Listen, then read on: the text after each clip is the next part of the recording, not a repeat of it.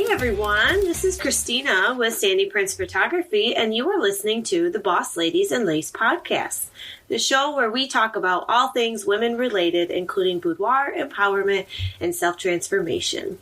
Today, we are talking about mental health. We are going to tie in everything of this month that we talked about: investments, social comparison, and how it all ties into mental health and how we can turn certain things off to create a better mental space for ourselves. So thanks for joining us, and let's go ahead and get started.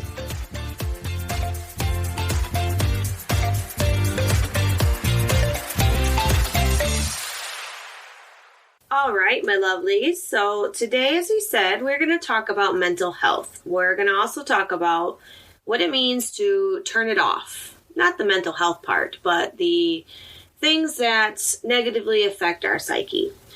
Have you ever stopped and realized how many things around us in our environment and that we take in every day has an influence on how we feel, how we think, and our total mental health? Well, today we're going to dive into more of those things that affect our mental health and diagnose whether it is a positive influence or a negative influence. So this month, we talked about all things investment and investing into ourselves. We also discussed becoming aware of the roadblocks we create that keep us from putting ourselves first. All of these things we've talked about this month are all connected in one way or another. They're all connected to your mental health and your mental states. Negative mental health can be a vicious cycle. It can lead to negative thoughts and feeling bad about yourself, which can lead to you self-comparing to everything and everyone around you, which in return leads to even worsening mental health. It's a complete circle, and it never stops unless we make a change. In all of this, we are continually pushing ourselves further and further back to the end of the line. That line is a line of self-investment and self-care. Everyone and everything else is in line before us when we don't value ourselves and feel worthy of the attention that we truly need. So today, again, we are going to talk about mental health. We are going to talk about turning it off to some of the negative influences and creating a better mental space. So let's start with a simple question. What type of things do you have in your life that affect you negatively every single day? Really think about it, because sometimes we don't even realize that something is actually a negative influence on our psyche. We normalize ourselves to it, and we accept it as a normal, when in reality, it's probably not an acceptable normal, and you really deserve better. I have some examples of some common negative influences that are in majority in most people's lives every day. So, first off is social media. I feel like this is the number one negative influence, and maybe you feel differently, but honestly, in general, I feel like social media can be used in so many negative ways of influence into your mental health. It can be used in your self-comparison, or it could fuel your self-comparison. You think about all the negativity and the cutting down of people that we do, and the negative news and trauma and bullying. There's so many different avenues that you can go down when you're looking at how social media can be a negative influence. News broadcasts and online news articles. So especially the articles online nowadays that are the political ones. And honestly, it really doesn't matter what side of the fence you're on or what you believe in. Neither party publishes articles and news that is nice, talks friendly, or is pleasant about the other party. It is usually full of hate and drama. So this right there, if you are somebody who fuels themselves by reading all of the political articles, you may be putting a lot of negative influence into your life every day and not even realizing it. Watching influencers online, especially ones that push horribly unfair standards and expectations.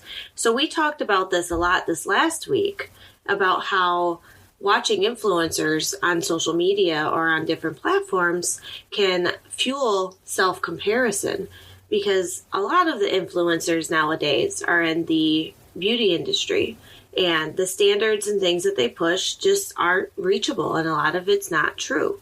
So that, if you are an avid influencer watcher, that may be a negative influence on your psyche that you're taking in every day. Lastly is hate and drama groups. Most of these are found online now. These are the types of groups that thrive on drama. They share posts and memes and snippets that are funny and usually have something to do with cutting each other down or bullying or beating up another person in a sense to where they make a joke. In actuality, even though we find some of these posts funny, we are actually desensitizing ourselves to it. We make ourselves believe by reading and seeing this every single day that it's okay to treat each other that way. And in return, we end up treating ourselves that way as well. So now, I know I said that we're going to work on turning off these negative influences, but I promise it doesn't mean that we're going to go off the grid, black out from the world. Because I also understand that a lot of what I just said as examples may actually be a chunk of your everyday habits in your everyday life. So we're going to also, on the flip turn, we're going to look at some positives of that and some positive examples of what you could do to turn it off partially and to adjust what you take in every day to create a better balance between positive and negative influences on your mental psyche.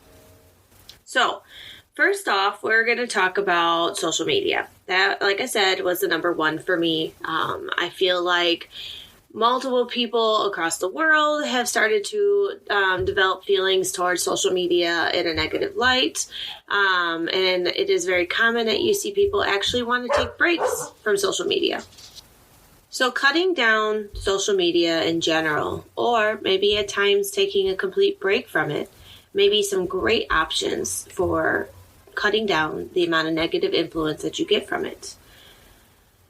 Honestly, at one point, I was very guilty about how much time I spent on social media. So I actually downloaded a nifty little app that's on my phone, and it created a widget, and it tracks the amount of time of screen time that I use. Because I use a computer, a desktop as well, but I feel like the majority of people use their handheld device, their cell phone, to scour Facebook and scour different social media app platforms. So this app actually helped track the amount of time that I was on my phone and what apps I was using, which was nice because then I could look back at my day and see that I spent 6 hours on Facebook. And then I could think about it. What did I do in those 6 hours? Was any of it beneficial? Was any of it positive? What did I get out of it? And then I realized that most of that time was just wasted and I didn't benefit from it. Nothing positively influenced my life. And so every day I kind of watched and saw how many hours I spent and what apps I use. And I use social media for business purposes as well. But I'm not typically on Facebook as long when I'm using it just for business versus when I'm on there just scrolling the feed and looking at everything. So that may be a good option for you if you feel like you struggle with cutting down the amount of time that you sit on your screen and look at things on all the different platforms on social media. So I encourage you to do that. Next is the online influencers going along with social media.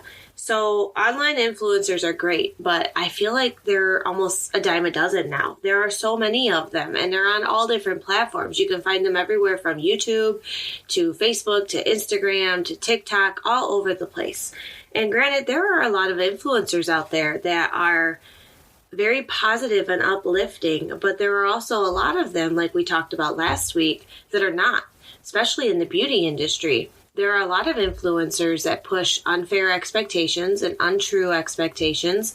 They may use filters while making beauty tutorials to make it look like as if you could achieve this flawless look when really we know it's not true. So this is my rule of thumb for influencers. So while you're watching them, Look for positive examples. Look for how it benefits your life. If you're getting any positive benefit out of what they are sharing with you and what they are teaching, then keep watching them. But as you're watching an influencer, if you don't feel like you're benefiting from it and it's not in a positive way whatsoever, then stop watching. It's as simple as that. Or cut down how you're watching them. That's a very easy one, that you can cut down how much you are putting that into your mental state and into your life every day. The news. So we haven't had cable, and I don't know how long, but we stopped watching the news a long time ago because we felt like the news every day we'd watch it, and it was full of trauma and sadness and accidents, and it left us feeling very uneasy and anxious and upset, and there was very rarely anything positive about it. So I know there's a lot of people in the world that are on both sides of this. Some people love the news and some people hate the news. But I encourage you, if you are an avid news watcher or avid article reader, especially the political stuff, I want you to stop after the next time that you watch your news broadcast or this article and ask yourself, how did it leave you feeling? Did it leave you feeling empowered, encouraged, educated, positive emotions, or did it leave you feeling anxious and uneasy and maybe even full of fear? We all know that the news nowadays promotes a lot of fear in the general public. So ask yourself, how do you feel after you get done watching it? And if it's in negative emotions, then maybe it's time to cut back on how much of that you're seeing. Now, the hate and drama groups that we all know exist, and more than likely we're probably a part of somewhere on a social media platform because most of them are all online now. Those are the kind of groups that we don't even realize what kind of influence that they have on us. They have more than just a mental health influence. Like I said earlier, that a lot of those groups, they prioritize their posts and they create their posts around being nasty and negative about another person, cutting them down, making fun of them, bullying them, getting that funny thread over somebody's expense. And although at times it may be funny, it's really just desensitizing ourselves from the bigger issue that it's not okay to treat each other that way. It's not okay to treat a stranger you don't know that way, because if you were on the other end of that barrel, you may not feel so positively and might not think it's, funny. So those groups are ones that we really should evaluate whether or not we should be a part of the atmosphere and a part of the group. So I have myself two different groups in mind when I think of hate and drama groups. So one, I know I just need to remove myself from because it's just nasty. But another one I have is a good example for an in-between kind of middle ground for this. So I'm not going to name the name of it, but I have a group of women that I am on Facebook. And there actually is some positive and beneficial things that I get out of this platform group. And I like being a part of it. But a lot of the women that are in this group can be very snarky. They complain a lot. They cut each other down. It's just a lot of negative posts and a lot of nastiness at times. And sometimes when it gets to be too much, because I don't enjoy opening my Facebook and seeing all these horrible, negative, nagging posts from all these girls, I'll actually mute the group for a while, and I'll do it sometimes for full 30 days. And after a little while, I might peek back into the group and kind of see if things have calmed down and maybe shift in another direction, and I might unmute it. But every now and again, this group in particular, I have to pull back from because I don't enjoy what I'm getting out of it. I don't feel I dislike it enough to leave the group because, like I said, I still get benefit and positive influence from this group, but I have to also monitor what's coming out of it and limit it from time to time. So if you're in something like that, where you have a group that borders on the line of negative, maybe look at what you can do to cut it down. Now, I have one more I want to talk about that I actually forgot to mention earlier, but that's okay because we're going to talk about both the negative and the positive influences of it. And that is having negative family or negative friends in our lives. And almost all of us have at least one person in our life that fits this description. And if you don't, then I'm really excited for you, and I hope it stays that way because it can be very troublesome. It's anxiety-inducing and frustrating, especially if the person is somebody close to you that you can't just cut out of the everyday life, like maybe they're a family member. So it's kind of can get tricky. So this person that we're talking about is typically somebody who is narcissistic, judgmental. They may be somebody that pushes your negative thoughts in your mind, leaves you feeling anxious and uneasy or frustrated when around them. They may influence you to do more self-comparing because they may be hard on physical and mental aspects of your life or just in general.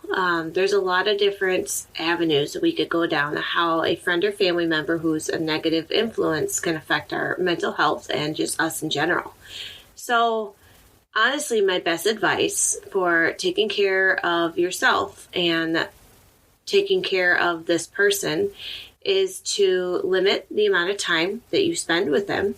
Prioritize whether or not the time is important and when you're going to be around them, and set boundaries. Boundaries is huge, and it is really, really key to surviving, having somebody, a negative friend or family that's in your life all the time.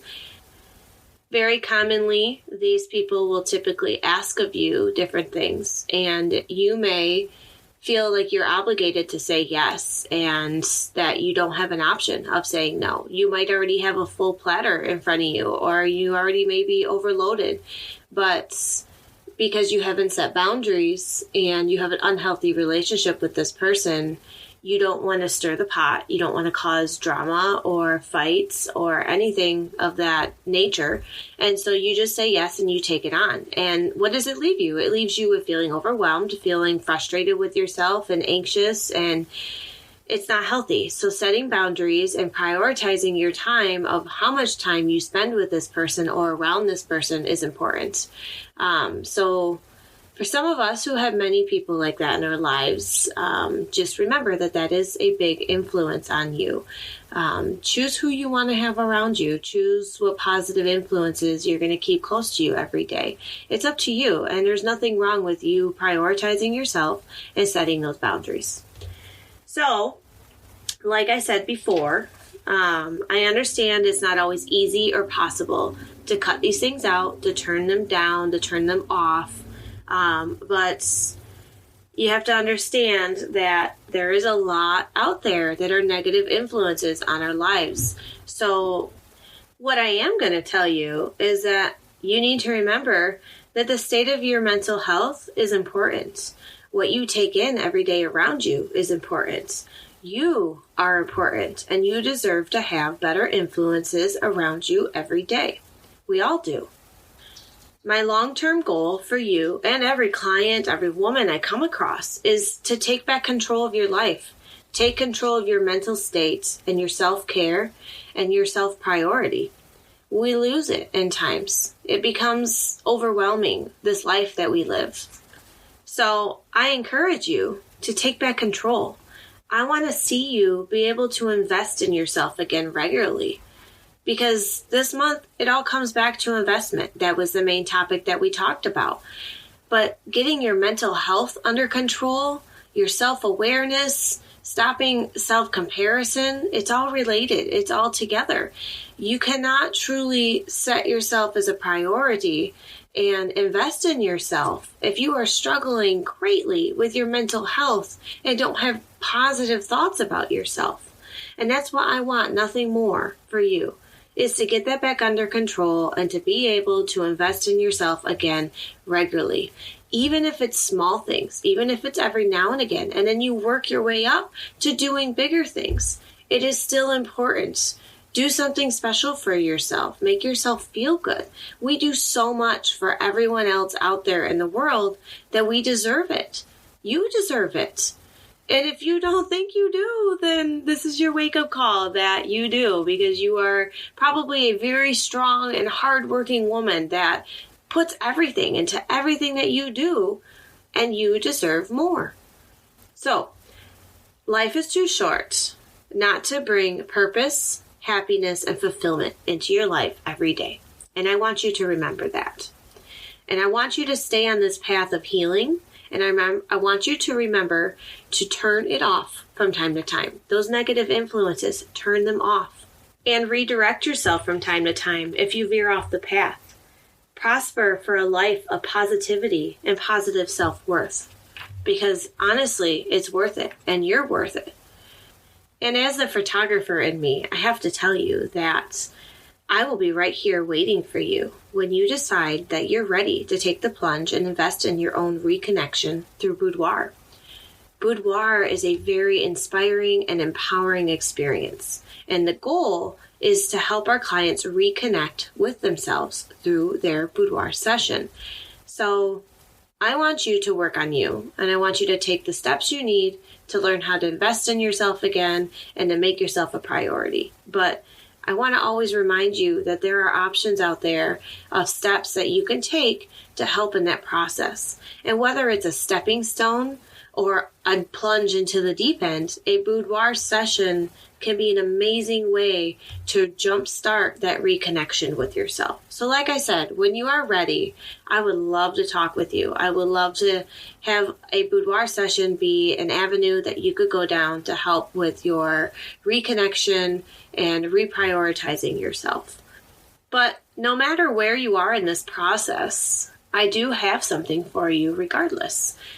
We are actually hosting a free training of learning how to invest in yourself again on the 29th of July at 12 p.m. Eastern Time. And it was just launched last night, and it's completely free, but we are having you register your seats to the class. It will be aired via Zoom, and it will be live streamed into the event page. We have a couple different tools that we are going to teach and talk about that you can use to help the stepping stones of getting back into investing into yourself and making yourself a priority again. Maybe we need to work on a couple things first before we jump into boudoir. But regardless, whether it's a session or whether it's a free class, I have something for you. And I encourage you to join the class, check it out. See if maybe a couple of those tools might not resonate with you and stick with you. It can be something that you can do every day going forward to work on yourself and to better prioritize yourself. The extra freebie that we are throwing in, I'm really excited about, is a free gift that one of our class attendees is going to receive. On Monday, I believe that is August 1st, we will draw the winner of one of the class attendees. This last month was all about investment, so I decided that the gift for the class was going to be about investment as well. But instead, I am investing in you. I created a self-pampering kit of all my favorite things that I think that you will really enjoy and be excited about. That will be the freebie gift for one of the class attendees. So if you would like to attend this free training and look into ways to start investing in yourself again, relearn some better positive habits, and have a chance at an awesome self-pampering gift, then head to www.sandyprincephotography.com/self/invest. And I will have the links and the posts put up on my Facebook page and my Instagram. So check out the site, check out the information, register to your seats, and as always, I look forward to connecting with you in the future. So, this is Christina DeCrocker from Sandy Prince Photography, and you have been listening to Boss Ladies in Lace podcast. Thank you so much for listening today. Don't forget to subscribe and share if you loved our show, and I will see you all next time.